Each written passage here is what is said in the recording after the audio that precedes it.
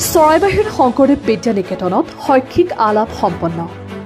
মৰিগাঁও জিলাৰ চৰাইবাহীৰ শংকৰদেৱ বিদ্যা নিকেতনত আজি বিদ্যালয়খনৰ একাদশ আৰু দশম শ্ৰেণীৰ ছাত্ৰ ছাত্ৰীৰ মাজত এক শৈক্ষিক আলাপ অনুষ্ঠিত হয়। আলাপত ভাগ লৈ বিশিষ্ট শিক্ষাবিদ পৰেশ বৈশ্যই শিক্ষাৰ্থীসকলক মোবাইল ফোনৰ ব্যৱহাৰ সীমিত কৰাৰ লগতে নিজকে ছ'চিয়েল মিডিয়াৰ পৰা আঁতৰি থাকিবলৈ আহ্বান জনায়।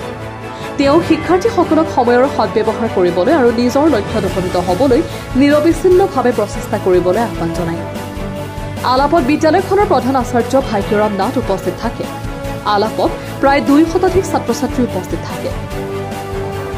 হাজোৰ পৰা কমলাকান্ত দাসৰ ৰিপৰ্ট, প্ৰতিদিন নাৰী।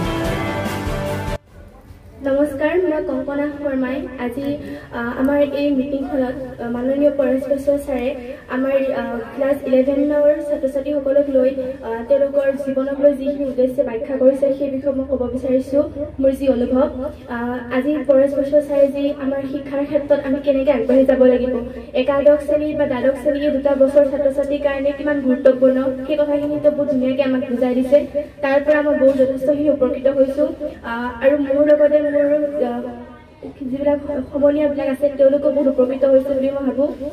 তেওঁ বুজাইছে যে ছ'চিয়েল মিডিয়াই আমাৰ সমাজখনক বা আমাৰ ছাত্ৰ ছাত্ৰীসকলক কেনেকৈ ধ্বংস কৰিছে, ছাত্ৰ ছাত্ৰীসকলে কেনেকৈ ছ'চিয়েল মিডিয়াৰ প্ৰতি আগ্ৰহী হৈ শিক্ষাৰ ক্ষেত্ৰত কেনেকৈ পিছ পৰি গৈছে সেই বিষয়ে তেওঁ বুজাইছে। আৰু এই সময়খিনি ছাত্ৰ ছাত্ৰীসকলে শিক্ষাৰ ক্ষেত্ৰত বেছি আগবাঢ়ি গৈ বাহিৰা কোনো কামত যেনে মনোযোগ নিদিয়ে, শিক্ষাৰ ক্ষেত্ৰত নিজৰ যি লক্ষ্য সেই লক্ষ্য এটা স্থিৰ কৰি লৈ সপোনটো যেনেকৈ পূৰাবৰ কাৰণে আগবাঢ়ি যাবৰ কাৰণে যেন উপকৃত হয় তেওঁ সেই বিষয়ে বুজাই দিছে। গতিকে আৰু ছায়েন্স আৰু আৰ্টছ এই 2টা ষ্ট্ৰীম যে বেলেগ বেলেগ নহয়, 2টা ষ্ট্ৰীমতে যে ছাত্ৰ ছাত্ৰীসকলে পঢ়ি নিজৰ লক্ষ্যত উপনীত হ'ব পাৰে সেই বিষয়ে তেওঁ বুজাইছে। আৰু ইয়াৰ জৰিয়তে মই যথেষ্টখিনি মোৰ উপকৃত হৈছে আৰু সেইখিনিয়ে কৈ মই উপকৃত হ'ব পাৰিছোঁ। ধন্যবাদ।